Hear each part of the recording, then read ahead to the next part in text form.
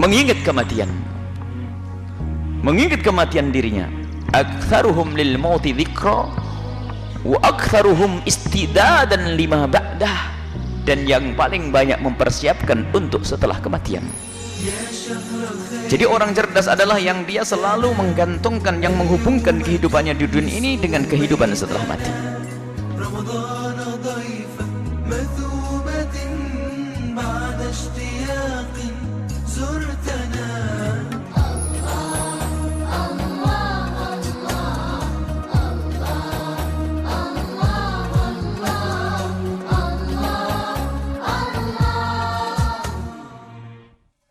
Assalamualaikum warahmatullahi wabarakatuh. Alhamdulillah.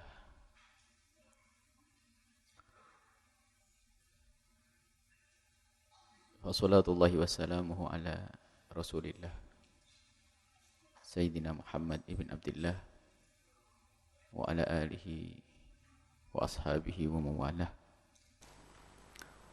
Allahumma ya Rabbana نسألك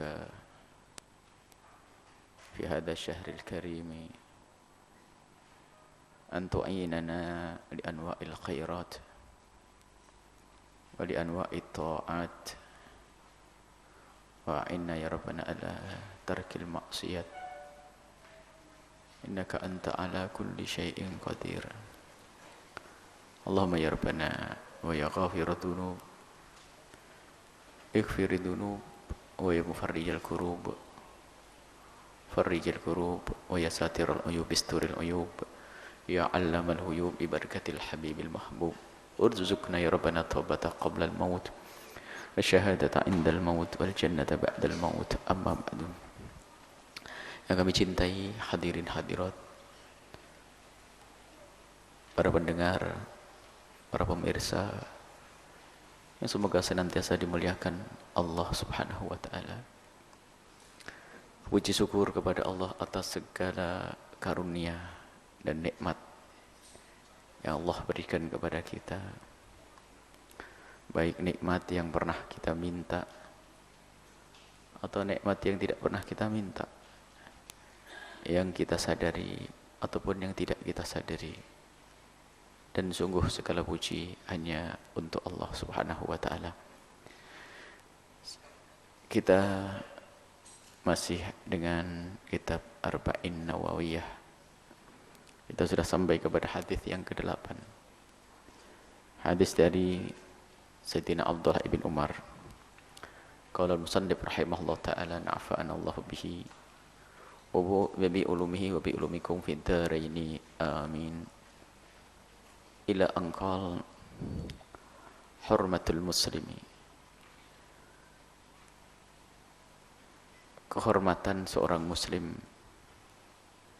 haramnya darah seorang muslim.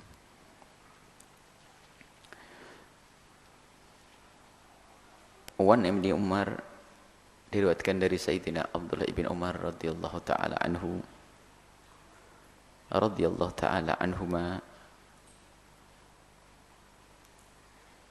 anna Rasulullah sallallahu alaihi wasallam qala, Rasulullah sallallahu alaihi wasallam bersabda, umirtu, aku diperintahkan, an uqatilan nasa, untuk memerangi manusia, hatta yashhadu an la ilaha illallah, sampai mereka ikrar, syahadat, bersaksi bahwa tidak ada Tuhan selain Allah, wa anna Muhammad Rasulullah, dan Nabi Muhammad adalah utusan Allah. Sebagian riwayat hanya sampai di sini. Kemudian disambung di sini wa yuqimus sholata, kemudian melaksanakan salat, wa yu'tuz zakat, membayar zakat. Fa idza fa'alu dzalika, kalau mereka sudah melakukan yang demikian, di salat, bayar zakat, bersyahadat tadi yang terpanggil, asamu minni dima'ahum, mereka telah melindungi dari kami darah mereka. Artinya kita tidak boleh lagi menumpahkan darah mereka. Wa amwalahum, dan harta mereka. Illa bihaqqil islami, kecuali hakul Islam, karena hak Islam, karena sebab lain, bukan sebab kekafiran tadi. Sebab lain di sini misalnya seorang zina muhson dirajam, orang membunuh dikisos, itu padahal mereka ahli la ilallah tapi dibunuh, tapi bukan karena peperangan. Ini hadis diriwayatkan oleh Imam Bukhari dan Imam Muslim, muttafaqun alaih. Dari hadis ini banyak sekali orang-orang munafik yang bermain-main dan memain-mainkan hadis Nabi SAW. Khususnya orang munafik yang mereka lebih senang berinteraksi dengan orang kafir, atau orang-orang kafir sendiri yang memang hanya ingin mencari sesuatu yang, atau ingin membuat fitnah di tengah kaum muslimin, menggunakan hadis-hadis yang semacam ini, seolah-olah Nabi Muhammad setelah itu diam, tidak berbicara yang lainnya, dan seolah-olah tidak ada Al-Quran, seolah-olah hanya dalam Islam itu hanya hadis. Ada hadis waqatilul umirtu an uqatilan nas hatta yashhadu an la ilaha illallah. Hadis ini diangkat oleh orang-orang orientalis untuk menggambarkan begitu kejamnya Islam. Lihat tuh Islam, nabinya diutus oleh Tuhannya, umirtu, aku disuruh. Karena umirtu di sini yang berkata Nabi, yang menyuruh adalah Allah. Umirtu, aku disuruh untuk memerangi semua manusia sampai mereka bersyahadat. Ini adalah cara pincang, cara picik dalam membaca hukum-hukum Islam. Dan ini terjadi. Sehingga untuk membuat fitnah di kalangan kaum kafir sana, kadang-kadang hadis ini dihadirkan seolah tidak ada yang lain. Sehingga Nabi digelari sebagai seorang teror, membuat kerusakan di muka bumi. Karena Nabi pernah berkata, aku disuruh Allah untuk memerangi semua manusia yang tidak bersyahadat sampai bersyahadat. Ini adalah kesalahan dalam membaca hadis. Belum lagi nanti yang belakang ini, kalau orang sudah bersyahadat, itu sudah terjaga darahnya. Nggak boleh kita membunuh mereka. Ini lagi-lagi orang munafikin yang tidak kenal Islam secara sesungguhnya, membuat kerusakan di muka bumi dengan menyembelih kaum muslimin, membunuh kaum muslimin atas dasar jihad kepada kaum muslimin. Ini problem. Dikit-dikit mengatakan kafir, kemudian dibunuh. Lihat. Mengatakan bahwasanya dia adalah Islam yang paling benar. Tuduhan dari orang-orang di luar Islam tadi atas dasar umirtu an uqatilan nas, aku disuruh oleh Allah untuk memerangi manusia sampai mereka bersyahadat. Ini hanya sekedar tuduhan mula-mula. Akan tetapi di saat di dalam Islam ada model manusia, kayak orang-orang Khawarij tadi, orang Islam membunuh orang Islam. Yang ada di dalam Islam ini senjata makan tuan. Ini adalah duri dalam daging kaum muslimin. Menjadikan tuduhan dari orang kafir ini seolah benar, tuh lihat umat Islam. Dan ini yang terjadi saat ini. Beberapa negeri, seperti pernah kita berduduk dengan beberapa muslim di Korea sana, mereka merasa bingung untuk menjelaskan kepada masyarakat Korea di saat mendengar isu bahwasanya Islam itu teror. Bahkan mereka mencoba terus mencoreng wajah Islam yang lembut ini menjadi Islam teror.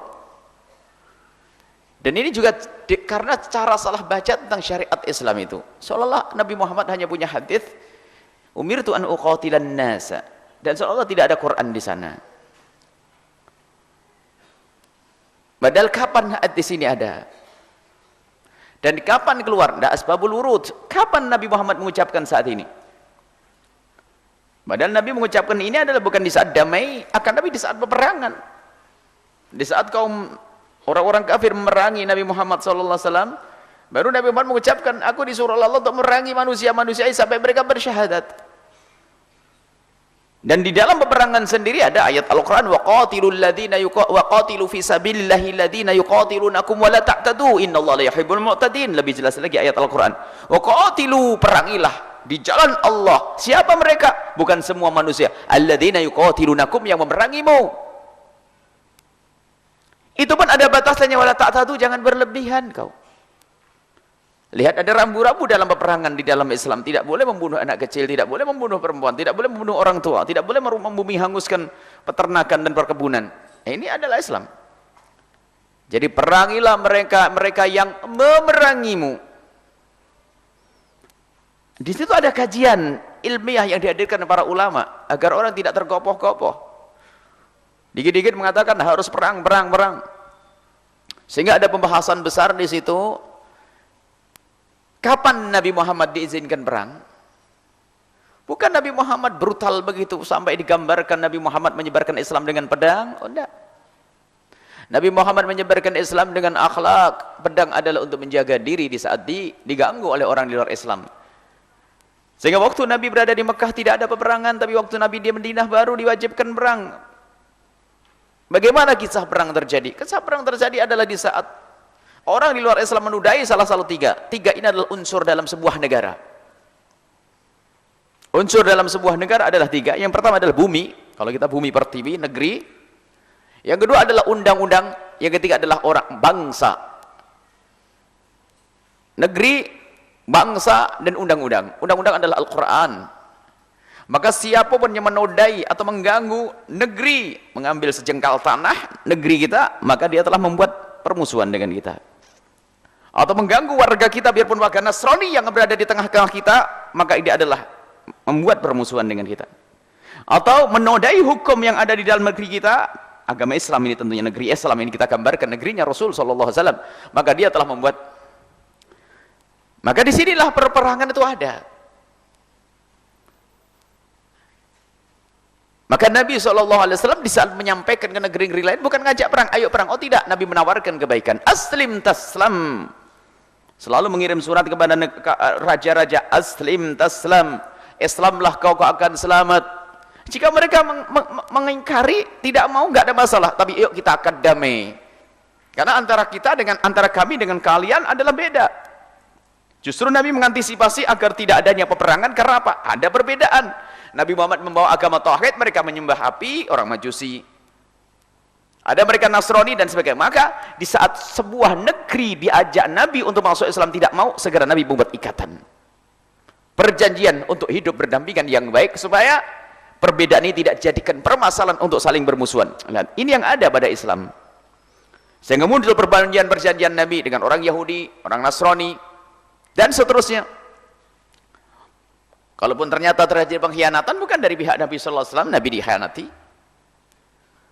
Ini yang ada, akan tapi ketahuilah bahwasanya wajah Islam betul-betul dicoreng oleh orang-orang yang memang dari awalnya dengki kepada kaum muslimin. Walan tardu ankal yahud walan nasara hatta tattabi'a millatahum. Mereka di luar Islam memang menanam kebencian. Mereka tidak akan rela dengan berjayanya umat Islam, tidak. Mereka membuat, memalsu. Mereka sebenarnya tidak usah ngurusi, mereka sebenarnya ngurusi agama mereka. Akan tapi kenapa muncul pemikiran-pemikiran yang aneh, yang merendah, mendiskreditkan kaum muslimin, mencoreng kaum muslimin, mencereng wajah Islam dari negeri-negeri kafir itu? Kenapa? Kenapa harus ada seperti itu?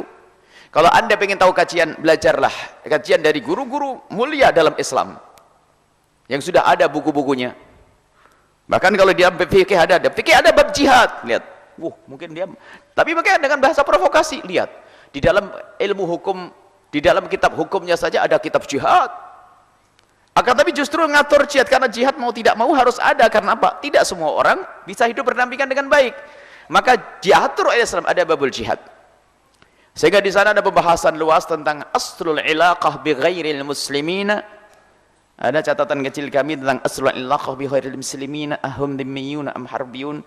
Kita dengan khusus al-muslimuna fi Indonesia, ghairul muslimina fi Indonesia, orang Islam di luar Islam di Indonesia itu apakah mereka kafir dhimmah atau bukan. Kemudian dibahas bahwasanya apa sih asal hubungan seorang muslim dengan orang kafir itu? Apakah al-sulfi al-hirabah atau as-silmu? Asal hubungan kita, maksudnya kalau kita baru ketemu negeri, tiba-tiba ada ditemukan sebuah negeri. Jangan bicara tentang negeri yang telah menodai Islam dan sebagainya.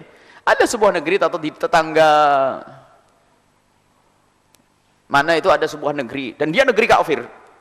Apa hubungan kita dengan mereka? Asal hubungan kita dengan mereka.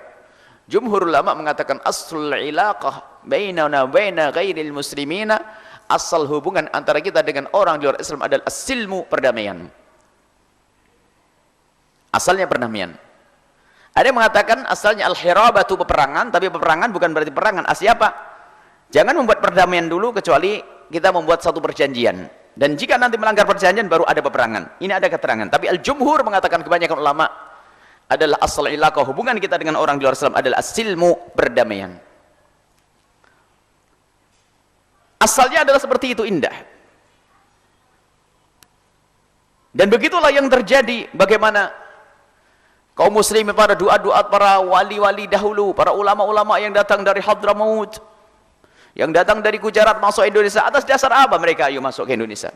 Atas dasar Islam adalah agama sejuk, dan menganggap orang lain ada agama di luar, agama orang di luar Islam pun bukan harus diperangi. Maka masuk dasar. Bagaimana orang Indonesia waktu itu adalah Hindu, Buddha, agama Hindu rata-rata,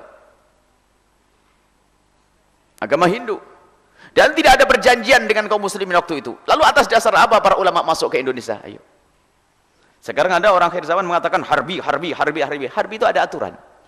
Harbi itu yang mengatakan, yang mengomandokan perang itu adalah imam, dan itu hukum imamah. Tidak diperkenankan orang per orang mengatakan bahwasanya ini harbi, tidak bisa.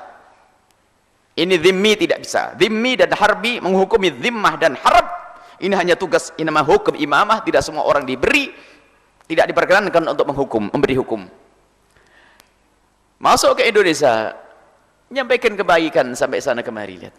Bukan atas dasar Islam itu adalah ngajak perang, tidak, keindahan. Al-asal al-ilaqah bainal muslimin wa ghairil muslimin adalah as-silmu. Hubungan antara kita dengan mereka adalah akan damai. Lalu negeri waktu itu sebagai darul apa? Kan kita pernah mendengar ada darul harb, darul Islam. Orang Hindu yang ada di Indonesia waktu itu apakah sebagai darul harbi? Kalau darul harbi, kita dibunuh dulu karena waktu itu para ulama adalah sedikit. Kita ini kajian ilmiah harus dihadirkan. Aslinya adalah as-silmu. Kemudian ada dalam mazhab Imam Syafi'i ada darul ahdi, ada satu negeri kalaupun tidak terjadi perperangan antara kita dengan mereka, dan juga tidak ada perjanjian zimmah, akad zimmah, ada darul ad-zimmi, maka namanya darul ahdi, sebuah negeri yang antara kita dengan mereka ada akad perjanjian untuk hidup bebarengan. Mereka tidak bisa kita katakan sebagai harbi karena memang tidak memerangi kita, juga tidak kita katakan dhimmi karena tidak di bawah naungan kita. Maka antara kita dengan mereka ada darul ahdi, ada negeri yang mengadakan akad janji dengan kita untuk hidup berdampingan. Itu yang ada di dalam Islam. Baik. Jadi ini adalah umirtu an uqatilan nasa, ini kisah dalam peperangan. Di dalam peperangan, awas. Di dalam peperangan engkau harus perangi mereka, tapi ingat, kalau sudah tiba-tiba mereka datang mengucapkan asyhadu alla ilaha illallah wa asyhadu anna muhammadar rasulullah, stop. Jangan kau bilang ini pura-pura. Ini begitu indahnya. Artinya ini, maka harus ditempatkan di mana hadis ini? Jangan dipakai untuk membunuh orang. Ini orang kafir, bodoh. Umirtu an uqatilan nasa hatta yashhadu. Ini orang kafir, bodoh. Rasulullah bersabda, umirtu an uqatilan nasa. Aku disuruh untuk memerangi orang-orang kafir sampai bersyahadat. Loh, enggak begitu caranya. Itu kisah dalam sebuah peperangan. Awas, di dalam peperangan justru di sini pembatasan, menghentikan.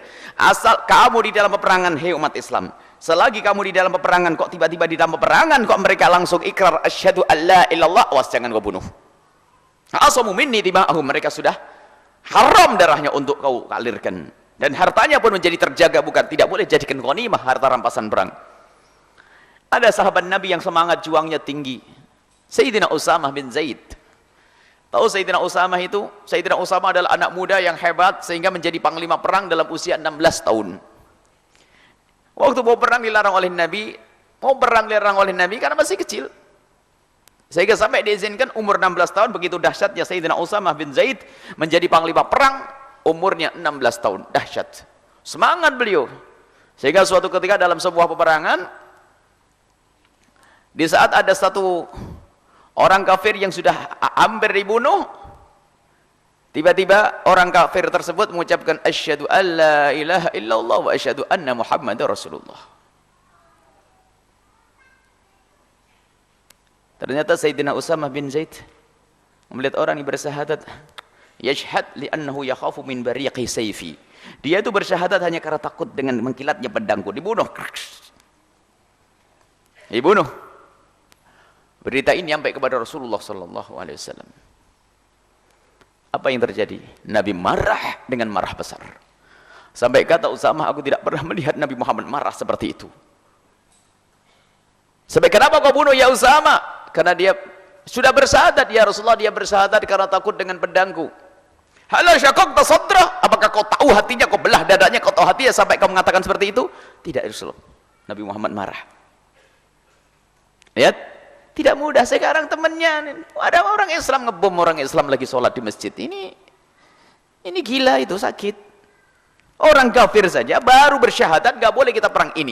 Justru hadis ini untuk menghentikan peperangan di saat kita menemukan orang bersyahadat. Jangan keperangi lagi dia. Wahisabum Allah, terakhir itu wahisabum Allah. Sudah pokoknya kau mempercayai urusan lesannya bersyahadat, urusan batinnya dengan Allah. Jangan kau sok tahu kayak Usamah tadi. Nyesel sampai Sayyidina Usamah mengatakan, waditu, aku ingin bahwasanya jika setelah ini aku masuk Islam. Maksudnya apa? Begitu besar rasa menyesal dan rasa dosa yang ia rasakan, sampai mengatakan kalau seandainya saya sekarang masuk Islam saya lebih senang. Artinya apa? Kalau orang baru masuk Islam, dosa yang lalu kan diampuni. Begitu menyesalnya Sayyidina Usamah, saya mengatakan kalau seandainya aku masuk Islam hari ini nih, aku sangat senang. Kenapa? Biar diampuni dosaku yang lalu. Nyesel dia. Beliau menyesal dengan itu semuanya. Sekarang ada orang ikut jihad, yang dijihati umat Islam ini gimana ini? Haram. Asamu minni dima'um, dari orang yang asal dalam peperangan, kalau sudah bersyahadat pun kita harus dengar dia. Jangan bunuh mereka karena berasyhadu alla ilallah. Maka justru di sini hadis ini untuk menghentikan kita agar tidak bunuh mereka. Bukan hadis ini untuk mengajak peperangan. Ini kan orang salah menggunakan hadis. Hadis ini dalam konteks peperangan, agar dalam peperangan ada undang-undangnya. Kalau ada orang dalam peperangan kau bersyahadat, sudah cukup, jangan kau perangi dia. Bukan dipotong hadisnya seperti fawailul lil musallin, orang-orang salat ini celaka semuanya, nggak pada sholat nanti, nggak dilanjutkan. Ini banyak orang-orang fitnah itu yang menyebarkan seperti itu, membuat fitnah.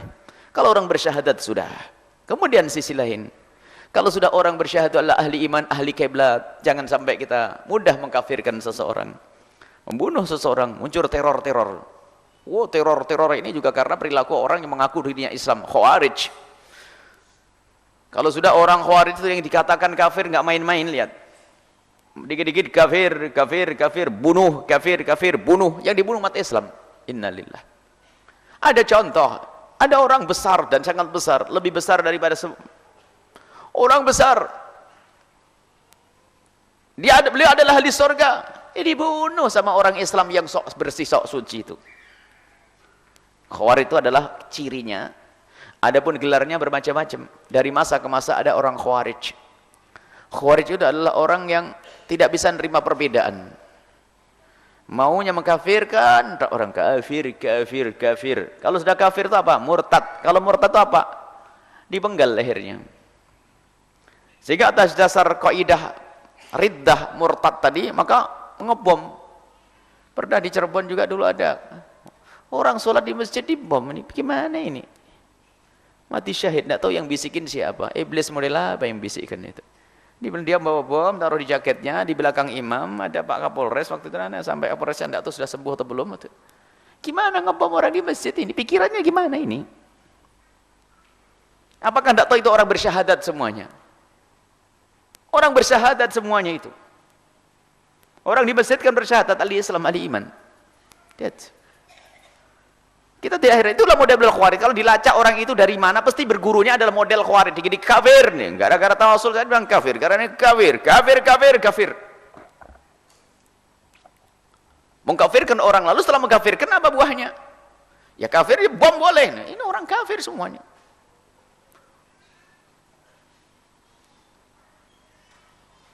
Nah, ini adalah penyakit. Pada zaman dulu ada orang yang disebut sebagai ahli surga minal asyrah al-mubasysyirina bil jannati, 10 orang yang diberi kabar gembira bahwasanya mereka akan menjadi ahli surga. Sayyidina Imam Ali bin Abi Thalib.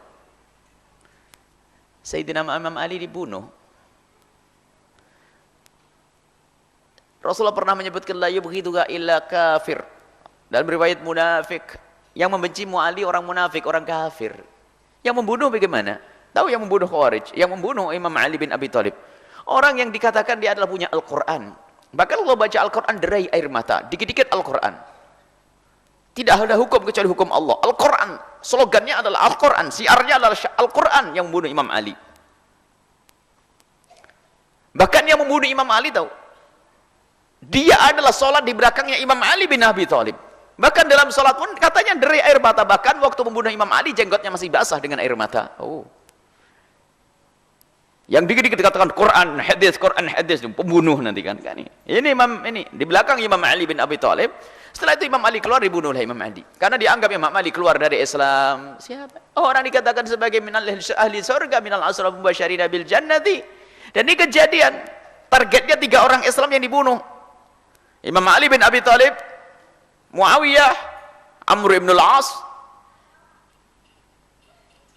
Yang 2 lolos, Imam Ali kena.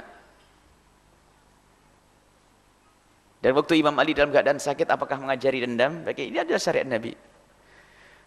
Kalau kau temu yang membunuhku, jangan kau cincang. Jika kau harus membunuh dia, bunuhlah sekisos sebagaimana cara yang wajar.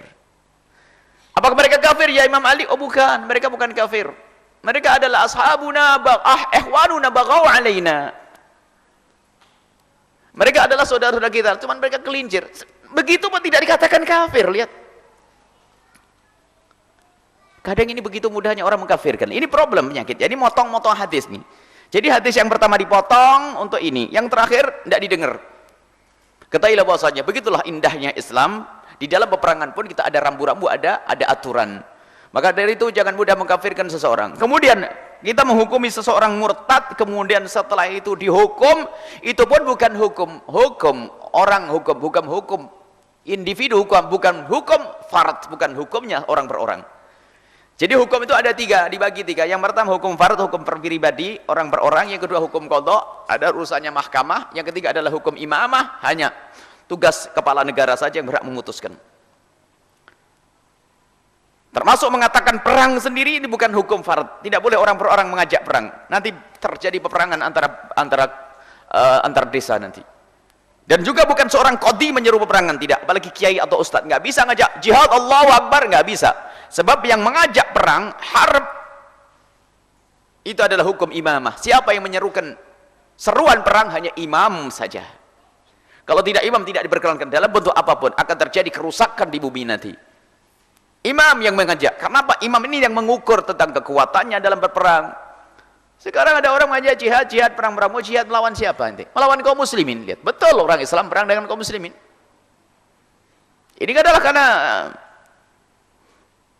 tergoboh-goboh membaca ayat sesuai dengan hawa nafsunya, sehingga muncul di luar sana tuduhan Islam teror, apalagi akhir-akhir ini ada Islam yang Masya Allah, kita dengar ada Islam nyembelih, Islam ini mulai dari Syria, kemudian dari ini masuk Indonesia. Islam itu indah, Islam itu lembut, Islam itu membawa keindahan. Islam disebarkan dengan akhlak yang mulia, bukan disebarkan dengan pedang. Sampai Imam Abu Hasan Asy'ari sendiri kaidahnya jangan mudah mengkafirkan seseorang kecuali dengan bukti-bukti yang jelas. Jika ada seseorang itu masih mungkin dibawa kepada Islam 99%, satu mungkin kafir. Atau sebaliknya 99 kayaknya ini kurang luar dari iman. Tapi masih ada satu kemungkinan dibawa kepada Islam, khusnudzan bahasanya dia ahli Islam. Jangan mudah mengatakan orang kafir, murtad. Inilah. Jadi hadis ini ada dalam konteks tertentu, yaitu dalam sebuah peperangan hendaknya kita memerangi umiru an uqatilan nasa. Kalau dalam peperangan bunuh mereka, kita terus berperang sampai apa? Sampai mereka bersyahadat atau ikrar, menyerah atau menjadi tawanan bagi kita. Karena kita dalam peperangan dan masuk dalam peperangan sendiri ada aturannya, bukan kita langsung nyerbu. Oh, enggak ada. Agama Islam tidak ada membuat seperti itu. Ada aturannya. Tapi lihat agama lain menyebarkan agama dengan menjajah, menindas, Masih ingat bagaimana Indonesia dijajah 350 tahun oleh apa? Membawa agama atau tidak? Lah ini kadang-kadang yang beragama harus berpikir ini. 350 tahun itu sejarah bohong atau benar? Itu kan katanya nenek moyang kita, sebab kita sudah tidak menemui kisah itu. Sampai ada istilah bendera merah putih, merdeka dan sebagainya, peperangan. Kita kan dijajah, menjajah, mengambil kekayaan, enggak seperti itu Islam, membunuh. Bagaimana? Tidak ngaca. Kadang-kadang mereka itu mencela Islam, tidak sadar bahasanya. Bagaimana? Indonesia berapa puluh tahun, ratus tahun dijajah. Yang menjajah bawa agama atau tidak? Mereka pakai atas nama agama juga. Dan Islam tidak diperkenankan yang demikian itu. Enggak ada Islam menjajah, enggak ada. Cari dalam sejarah tidak ada Islam menjajah. Tapi lihat bagaimana Indonesia 350 tahun, lihat dijajah. Dan yang menjajah ini juga membawa agama, membunuh, sampai dibuat melarat rakyat itu, dibodohkan rakyat itu. Ada kerja paksa, suruh kerja nggak dikasih makan. Lihat kezaliman ini, nggak boleh. Islam tidak semacam itu. Baik, ini adalah hadis dalam konteks tertentu. Orang jahat kadang-kadang mengambil hadis untuk kepentingan dirinya sendiri, untuk mengikuti hawa nafsunya. Dan yang terakhir harus hati-hati bahwasanya hendaknya kita tidak mudah mengkafirkan orang lain, lalu mengatakan membunuh dan sebagainya. Kemudian yang harus kita perhatikan bahwasanya Islam itu adalah indah. Islam adalah indah. Justru hadis ini menampakkan keindahan. Dalam peperangan pun ada batasnya. Biarpun mereka berbohong dalam bersyahadat, itu bukan urusanmu. Karena dia takut dengan kita, sudah kami semuanya ikrar masuk Islam. Oh, masuk Islam. Iya, kami berasyhadu alla ilaha illallah. Wajib dihentikan peperangan biarpun mereka berbohong. Jangan berdatang kau munafik. Oh, tidak boleh kita mengatakan munafik selagi bersyahadat saudara kita. Nabi juga ngerti, waktu zaman Nabi ngerti si fulan munafik, fulan munafik, fulan nafik, dapat wahyu. Nabi dikasih tahu orang munafik itu keluarnya Islam, batinnya adalah kafir. Tapi apakah dibunuh oleh Nabi? Tidak. Nabi tidak membunuh mereka. Sebab kalau dibunuh mereka akan, orang-orang kafir akan berkata, Muhammad membunuh sahabatnya, Muhammad membunuh sahabatnya. Memang penyakit ini. Orang munafik itu adalah memang musuh dalam selimut, repot urusan dengan mereka. Pakai baju kita, hidup bersama kita, sholat sama kita, terus tapi mereka munafik. Makanya orang munafik yang saat ini yang mulai merusak Islam, orang munafik adalah, lihat, dia mengaku Islam tapi lebih akrab dengan orang di luar Islam. Komunikasinya dengan mereka, ilmunya ilmu mereka, sehingga muncul Islam ngaco, itu Islam liberal dan sebagainya. Adalah Islamnya munafik. Islam munafik itu merusak Islam tapi pakai Islam. Masya Allah.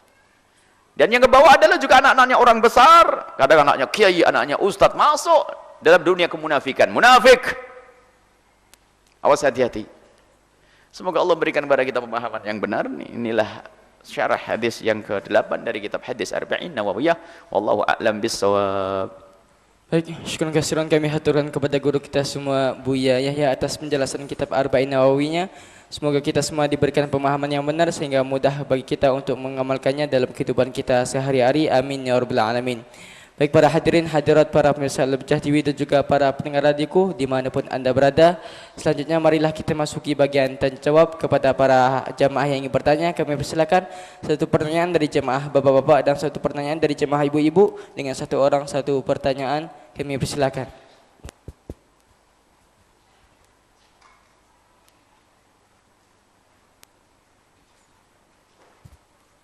Assalamualaikum warahmatullahi wabarakatuh. Waalaikumsalam warahmatullahi wabarakatuh. Buya yang saya takdimi, saya akan bertanya mengenai topik kemarin soal halal dan haram. Bagaimana hukumnya gaji dari mengajarkan agama atau Al-Quran seperti di TPQ ataupun Gaji dari apa? gaji dari mengajarkan agama ataupun Al-Quran seperti di TPQ ataupun di sekolahan? Apakah itu termasuk menjual ayat Al-Quran yang diharamkan oleh Islam? Terima kasih. Wassalamualaikum warahmatullahi wabarakatuh.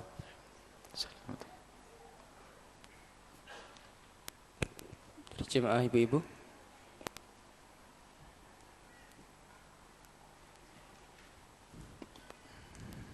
Assalamualaikum warahmatullahi wabarakatuh. Assalamualaikum warahmatullahi wabarakatuh. Buya, mohon petunjuknya. Saya punya akun di WhatsApp ya. Dan di situ di WhatsApp itu ada grup. Grup itu dari alma mater, misalnya alumni dari sekolah saya dulu waktu SMP atau MTS dan SMA waktu SMA. Dan notabene SMP dan SMA itu melekat lingkungan pesantren. Namun saya perhatikan dari percakapan di grup itu apa ya, banyak percakapan yang tidak ada banyak manfaatnya, banyak kata-kata yang dulu di pesantren mungkin itu guyonan dan itu dibawa-bawa dalam percakapan grup itu. Seperti misalnya ya lebih mengarah ke obrolan yang kurang berkenan lah Bu ya. Terus yang saya tanyakan gini Bu ya, saya sih niatan saya masuk di grup itu karena pengen benar menjalin silaturahim dengan teman-teman yang sudah lama tidak pernah ketemu gitu Bu ya. Cuman saya tidak sepaham dengan isi pembicaraan teman-teman. Saya jarang aktif, cuman sesekali hanya melihat atau menyimak percakapan mereka. Tapi di sisi hati dalam saya tuh saya sering sekali di saat misalnya pagi saya sering ngasih jadi seolah himbauan, ayo barangkali yang mau pengen mendapat pahala ibadah haji dan umroh maka itu bisa dipakai dengan cara sholat duha ataupun ya nasihat-nasihat seperti itulah, mengingatkan aja dengan alasan itu pernah kita dilakukan di pondok, mudah-mudahan kebiasaan di pondok itu masih bisa kita lakukan walaupun sudah tidak ada di pondok lagi, seperti itu. Cuma Pak, saya tanyakan gini Bu ya, apakah saya harus tetap di situ, maksudnya ada di grup itu atau saya harus keluar gitu ya? Baik, kayaknya seperti itu. Terima kasih. Wassalamualaikum warahmatullahi wabarakatuh. Warahmatullahi wabarakatuh. Dibahas mana ulah tastaru bi ayatillahi thamanan qalila. Ada firman Allah, jangan kau menjual ayat Allah dengan nilai yang rendah dunia. Itu bukan diberlakukan untuk orang yang mengajar. Anda mengajar bukan menjual ayat-ayat Allah. Akan tapi yang dimaksud menjual ayat Allah dulu adalah orang yang merubah hukum-hukum Allah hanya demi kepentingan dunianya. Ini terjadi pada orang dahulu sebelum Islam, orang-orang Yahudi. Wa yaquluna hadza min indillah wa ma huwa min indillah. Dia mengatakan dari Allah ini padahal bukan dari Allah.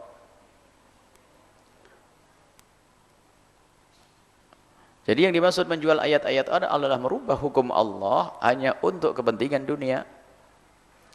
Adapun mengajar ini, para ulama membahas hukum mengajar Al-Quran lalu nerima gaji itu gimana. As-sabiqun, ulama dahulu mengatakan makruh. Tapi ulama mutakhirin mengatakan, wow, kalau ini dilarang nggak bisa berlaku, Al-Quran nggak jalan. Wong dibayar saja kadang sudah males yang punya Al-Quran kamu ngajar. Asalkan wajar, ya adalah tenaga dan diperkenankan. Dan Nabi pun juga pernah menggunakan yang demikian. Nabi pernah memperkenankan sahabat Nabi SAW untuk dinilai mengajar itu ada nilainya. Seperti kisah ada seorang mau menikah. Kamu punya apa? Enggak punya apa-apa ya Rasulullah. Oh, enggak punya apa-apa itu. Mau nikah enggak punya apa-apa. Aku punya Al-Quran. Ya sudah, kalau begitu ajari istrimu Al-Quran, itu maharnya. Jadi mengajari ada nilainya. Bukan seperti yang akhir-akhir nih, maharnya adalah hafalan Quran. Oh, bukan, mahar kok hafalan Quran. Maharnya mengajari Quran baru benar. Loh, kok maharnya hafalan Quran? Kan sering dengar, kalau hafal 300 hadis maharnya itu. Oh, bukan. Kalau hafalan itu dirimu sendiri. Kalau maharnya ajari aku Al-Quran baru benar. Wahai calon suamiku, aku tidak pakai duit, nggak apa-apa, maharnya adalah ajari aku Al-Quran baru benar, mengajari Al-Quran. Kalau maharnya adalah hafalkan hadis 300 hadis, tidak ada itu. Dan tidak ada satu ulama yang berkata, lihat dilacak semuanya, nggak ada. Cuman salah paham tentang bahwasanya ada seorang nggak punya duit, lalu Nabi mengatakan, berarti maharmu ngajari Al-Quran, mengajar Al-Quran.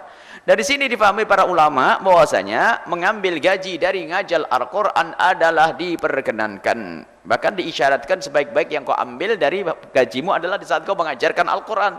Tapi ingat, bukan memanfaatkan, misalnya apa? Karena mengajar Al-Quran hukumnya wajib. Ulama memang mendiskusikan ini panjang lebar. Ulama dulu tidak memperkenankan. Ulama akhir zaman memperkenankan, lihat keadaan. Al-Quran banyak ditinggalkan. Orang mengajar Al-Quran malas. Kalau mereka gratis, tambah ada yang ngajar. Dibayar saja kadang masih mundur-mundur.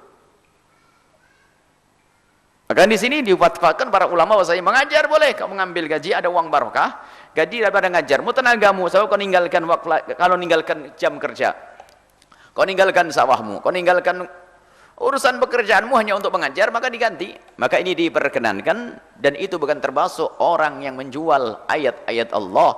Adapun yang dimaksud orang menjual ayat-ayat Allah adalah orang yang merubah hukum Allah hanya kepentingan dunianya, menjual. Na'udzubillah. Itulah yang terkutuk di dunia dan terkutuk di akhirat nanti. Yang kedua adalah, jadi boleh, gak usah ragu-ragu, guru Al-Quran, guru TK.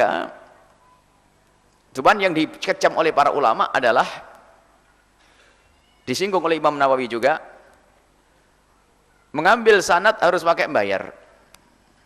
Wisudanya bayar 3 juta, kalau tidak 3 juta nggak divisuda, nggak dapat ijazah. Wah, ini mencekik ini. Kenapa harus bayar 3 juta? Ya Ustaz, Al-Quran mau kemana? Al-Quran mau kau jual. Kalau alasannya bagaimana wisuda ini bagi yang mampu untuk, karena Al-Quran jangan begitu. Akhirnya tidak dikasih betul, akhirnya bingung. Ada beberapa waktu yang lalu ada orang datang, saya mencari duit berapa 3 juta. Kenapa anak saya mau wisuda Al-Quran? Loh, memang sudah harus bayar 3 juta. Kalau tidak bayar 3 juta nanti tidak dikasih ijazah, tidak dikasih sanad. Wah, ini yang nggak benar. Itu yang tidak dibenarkan, sehingga harus bayar 3 juta. Maksa. Kenapa harus bayar? Sanad ilmu beri. Kalau waktu mengajar minta ada ikatan janji, aku akan mengajari Al-Quran sampai selesai, kau gaji berapa, diperkenankan yang demikian. Cuman tapi tetap lebih baik yang tidak pakai gaji, karena Allah Subhanahu wa ta'ala jelas pangkatnya tinggi ini. Akan tapi ketahuilah itu hakmu dan diperkenankan. Baik, ini adalah urusan Al-Quran. Kemudian masalah tadi, punya grup kawan-kawan dahulu SMP, SMP. Sebenarnya nggak ada beda, itu hanya perkumpulan itu ya sama, perkumpulan di WA atau perkumpulan secara langsung, hanya karena zaman-zaman modern ada WA, ada ini, itu namanya perkumpulan. Tidak ada beda dengan yang lain, hukumnya sama, nggak berubah. Bentuknya mungkin pertemuan yang akan datang nggak tahu apalagi modelnya. Sekarang kan nggak kebayang, WA itu nggak kebayang tahun 90.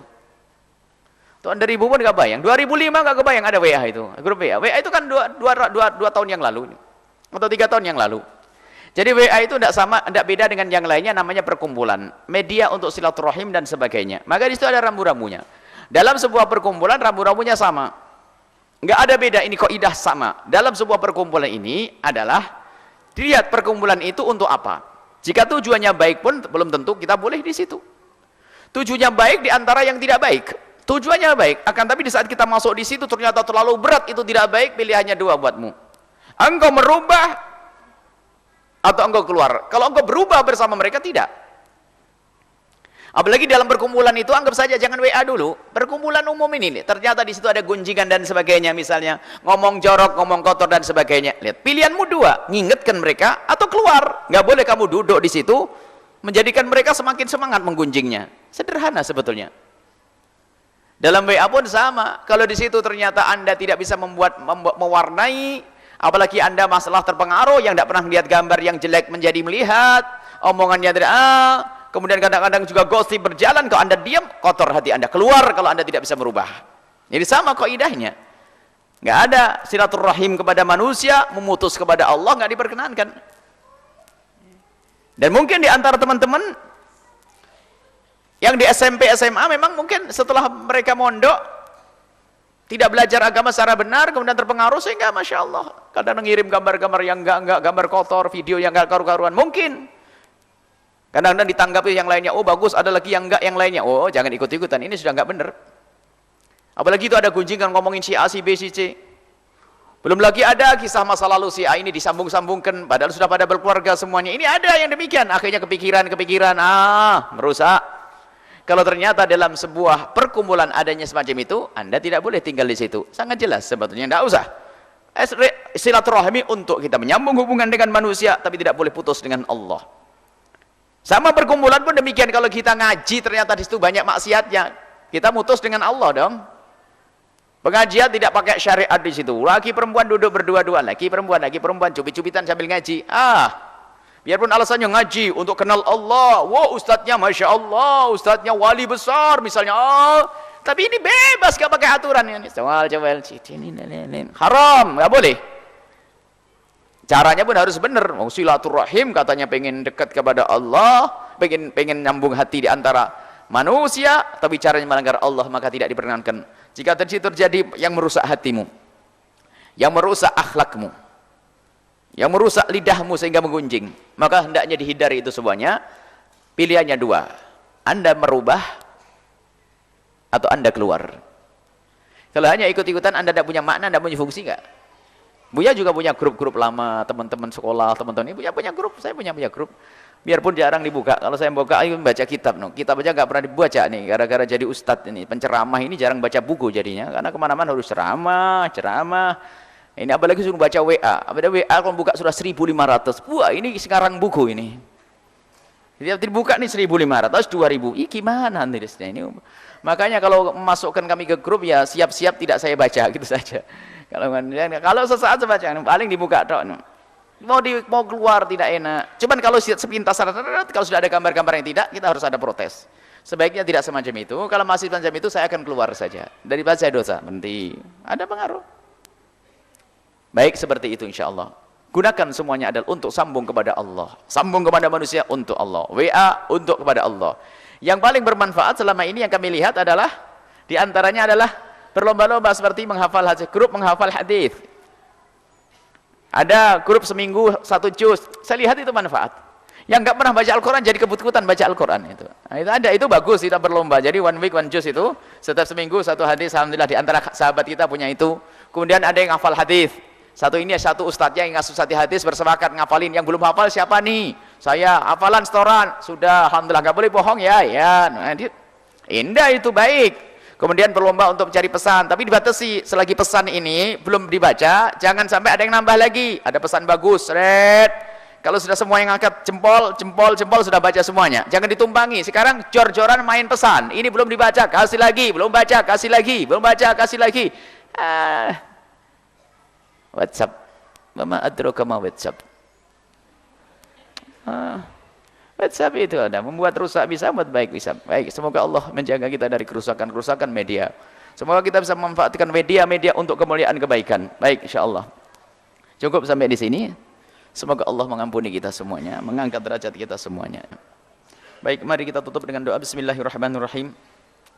Alhamdulillahirabbil alamin. Allahumma shalli ala sayyidina Muhammad wa ali sayyidina Muhammad.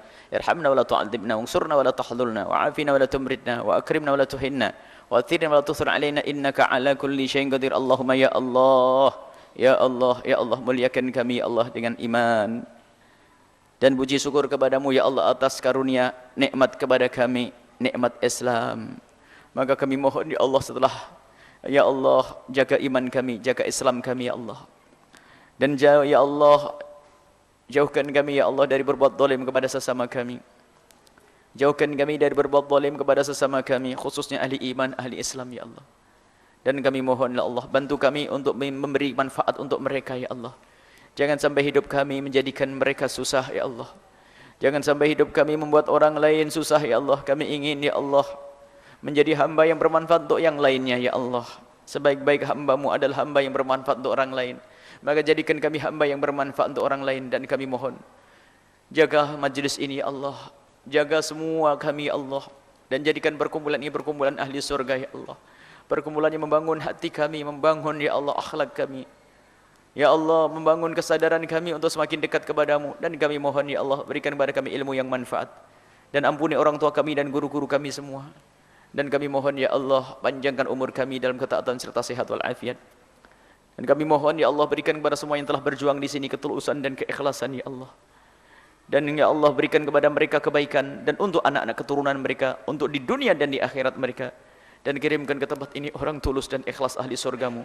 Baik pejuang atau para santri-santri, guru-guru ahli surga ya Allah ke tempat ini Allah. Yang berjuang dengan ilmu mereka, berjuang dengan harta mereka, berjuang dengan tenaga mereka, berjuang dengan pikiran mereka. Dan berjuang dengan panjatan doa ya Allah. Jadikan mereka ahli surgamu ya Allah. Dan jadikan kami bersama mereka. Dan kami mohon panjangkan umur kami dalam ketaatan serta sehat walafiat. Dan diberikan kepada kami semua husnul khatimah. Mati dalam keadaan iman.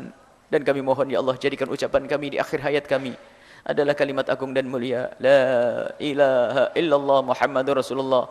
La ilaha illallah Muhammadur Rasulullah. لا إله إلا الله محمد رسول الله صلى الله عليه وسلم ربنا آتنا في الدنيا حسنة وفي الآخرة حسنة وقنا عذاب النار وصلى الله على سيدنا محمد وعلى آله وصحبه وسلم أشهد أن لا إله إلا الله نستغفر الله نسألك الجنة ونعوذ بك من النار أشهد أن لا إله إلا الله نستغفر الله نسألك الجنة ونعوذ بك من النار أشهد أن لا إله إلا الله نستغفر الله نسألك الجنة ونعوذ بك من النار اللهم إنك عفو كريم تحب العفو فاعف عنا اللهم إنك عفو كريم تحب العفو فاعف عنا اللهم إنك عفو كريم تحب العفو فاعف عنا يا كريم أشهد أن لا إلا الله نستغفر الله نسألك الجنة ونعوذ بك من النار أشهد أن لا إله إلا الله نستغفر الله نسألك الجنة ونعوذ بك من النار أشهد أن لا إله إلا الله نستغفر الله نسألك الجنة ونعوذ بك من النار اللهم إنك عفو كريم تحب العفو فاعف عنا اللهم إنك عفو كريم تحب العفو فاعف عنا اللهم إنك عفو كريم تحب العفو فاعف عنا يا كريم أشهد أن لا إلا الله نستغفر الله نسألك الجنة ونعوذ بك من النار أشهد أن لا إلا الله نستغفر الله نسألك الجنة ونعوذ بك من النار أشهد أن لا إله إلا الله نستغفر الله نسألك الجنة ونعوذ بك من النار اللهم إنك عفو كريم تحب العفو فاعف عنا اللهم إنك عفو كريم تحب العفو فاعف عنا اللهم إنك عفو كريم تحب العفو فاعف عنا يا كريم عسى يتقبل منا ببركة الفاتحة أعوذ بالله من الشيطان الرجيم بسم الله الرحمن الرحيم الحمد لله الرحمن الرحيم مالك يوم الدين إياك نعبد وإياك نستعين اهدنا الصراط المستقيم صراط الذين أنعمت عليهم غير المغضوب عليهم ولا الضالين آمين يا رب العالمين Assalamualaikum warahmatullahi wabarakatuh. Mengingat kematian dirinya, aktsaruhum lil mauti dzikra wa aktsaruhum istidadan lima ba'dah, dan yang paling banyak mempersiapkan untuk setelah kematian. Jadi orang cerdas adalah yang dia selalu menggantungkan, yang menghubungkan kehidupannya di dunia ini dengan kehidupan setelah mati.